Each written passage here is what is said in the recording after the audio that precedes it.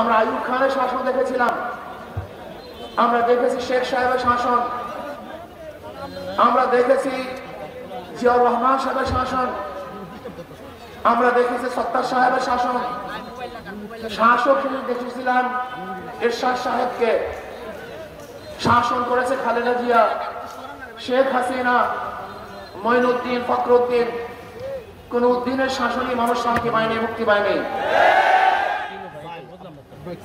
বৈষম্য দূর করার জন্য জুলাই আগস্টে আন্দোলন করেছিলাম, রাস্তায় ছিলাম, বুলেটের সামনে ছিলাম।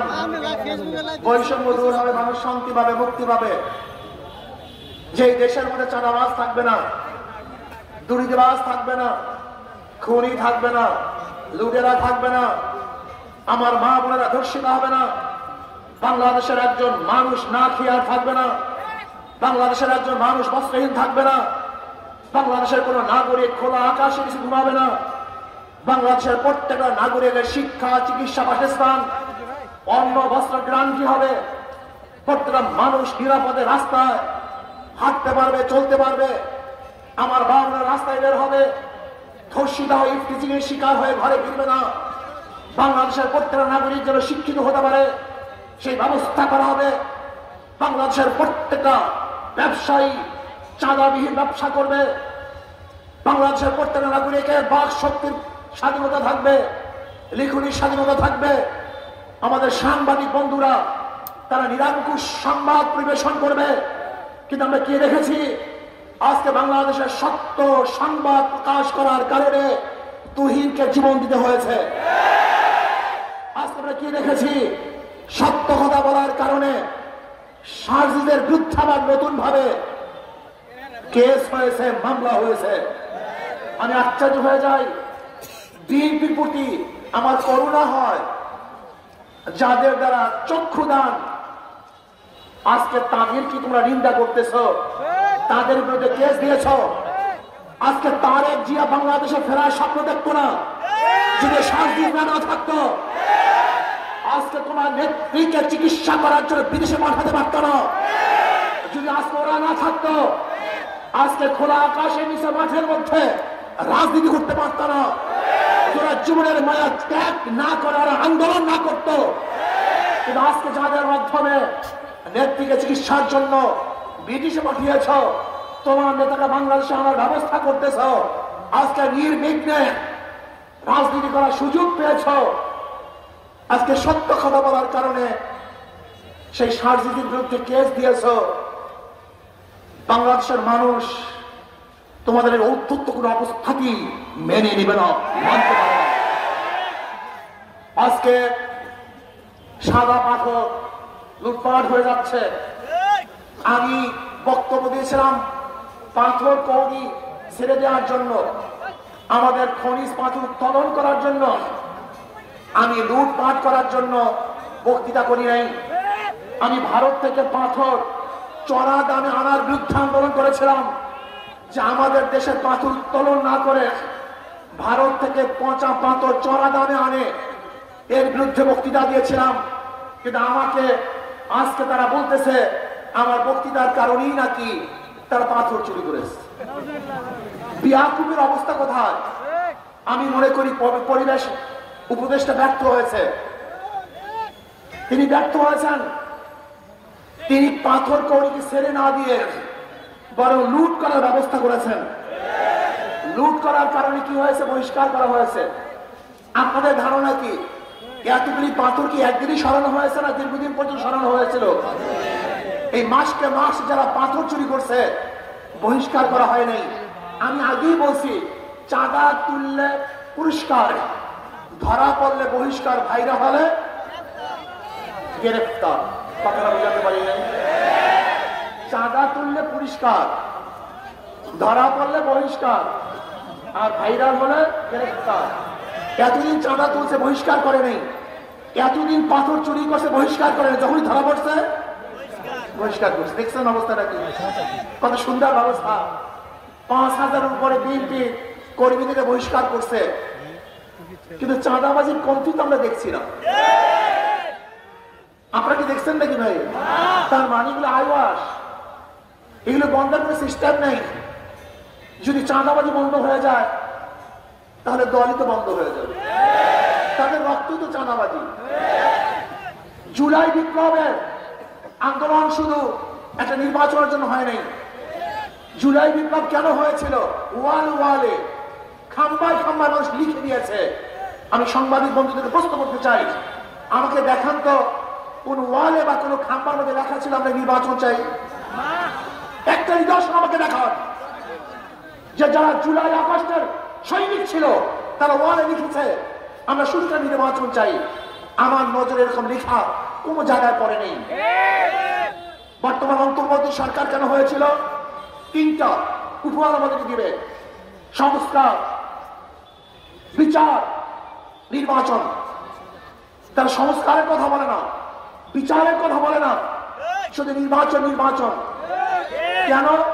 নির্বাচন দিয়ে কি হবে? যদি লুটেরা, চোরেরা, ডাকাতরা, বদমাশরা, ধর্ষকরা আমার ক্ষমতা আসে তাহলে এদের মধ্যে আবার আন্দোলন করতে হবে, সংগ্রাম করতে হবে। মানুষ কতবার জীবন দিবে, কতবার আন্দোলন করবে, কতবার সংগ্রাম করবে। পিআর সিস্টেমে নির্বাচন চাই। আপনারা দেখেছেন জরিপের মধ্যে আসছে 71% মানুষ পিআর সিস্টেমে নির্বাচন চায়। সংখ্যানুপাতে খালি নির্বাচন চায়।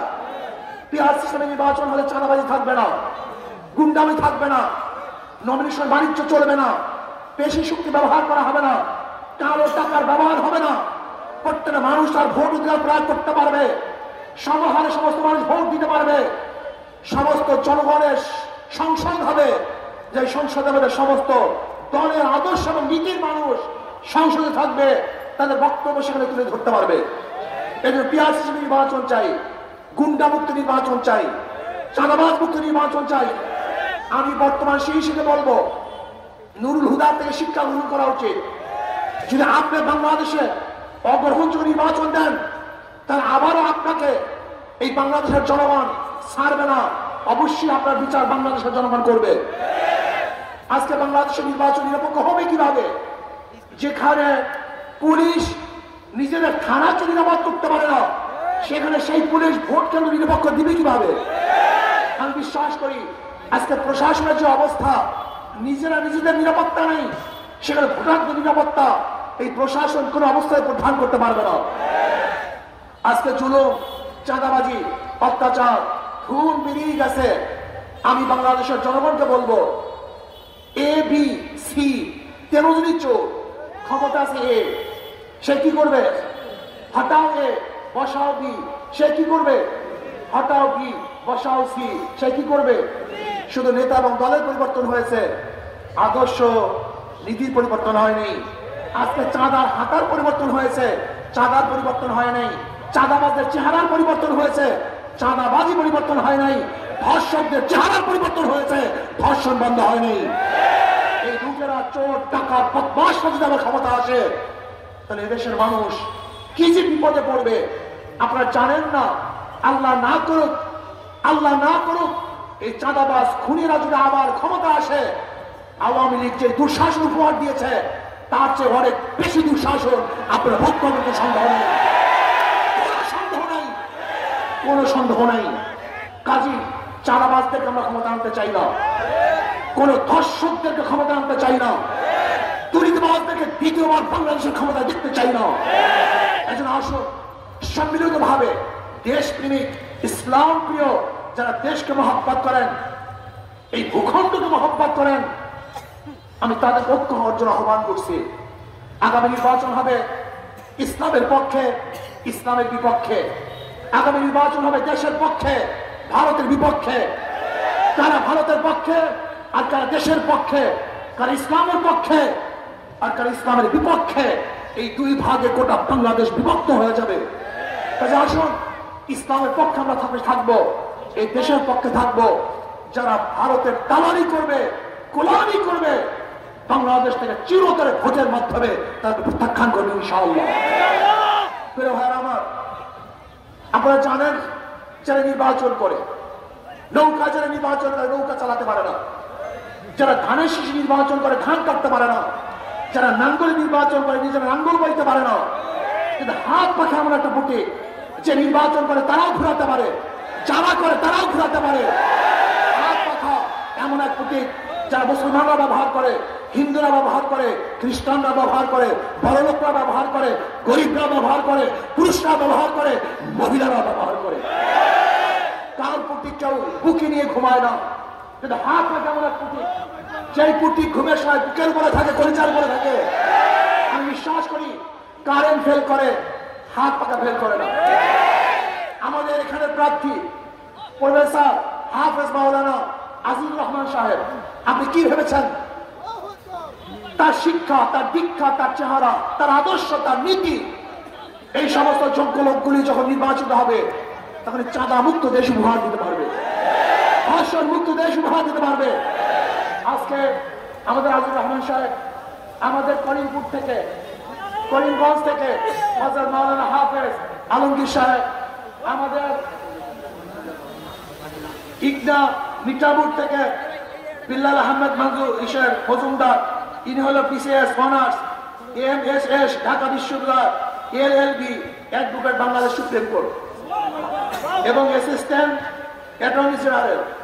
এই যে দেখেন এই চেহারার লোকগুলি কত বড় শিক্ষিত, কত জানুয়া। এরা যদি ইনশাআল্লাহ সংসদে যায় তাহলে বাংলাদেশটা একটা ফেরেশতাদের সংসদ হবে ইনশাআল্লাহ, কল্যাণমুখী সংসদ হবে ইনশাআল্লাহ, গরিব দুঃখী মেহনতি মানুষের সংসদ হবে ইনশাআল্লাহ, ধর্ষণ মুক্ত চাঁদা মুক্ত সংসদ হবে ইনশাআল্লাহ, যেখানে প্রত্যেক মানুষের অধিকার বাস্তবায়ন হবে। এজন্য আসুন আগামী নির্বাচনে শান্তির প্রতীক হাত পাখা আমরা ঐক্যবদ্ধ ভাবে ইসলামের পক্ষে, দেশের পক্ষে সমস্ত লোক একত্রিত হয়ে একটা বাক্স দেবো। কয়টা বাক্স ইনশাআল্লাহ? আপনারা সবাই থাকবেন তো ইনশাআল্লাহ? আমি কিশোরগঞ্জ এই জেলার সমস্ত নাগরিক অনুরোধ করবো, শুধু একটা বারের জন্য, শুধু একটা বারের ইসলামকে পরীক্ষা করুন। ওরা বারবার পরীক্ষা দিয়েছে, বারবার ফেল করেছে। আওয়ামী লীগ পরীক্ষা দিয়ে ফেল করেছে, বিএনপি পরীক্ষা দিয়ে ফেল করেছে, জাতীয়বাদী পরীক্ষা দিয়ে ফেল করেছে। আপনারা একটাবার ইসলামকে পরীক্ষা করুন, ইনশাআল্লাহ যদি ফেল করি কোনোদিন ভোট নেওয়ার জন্য আসবো না। একটাবার পরীক্ষা করুন ইসলামকে। একটা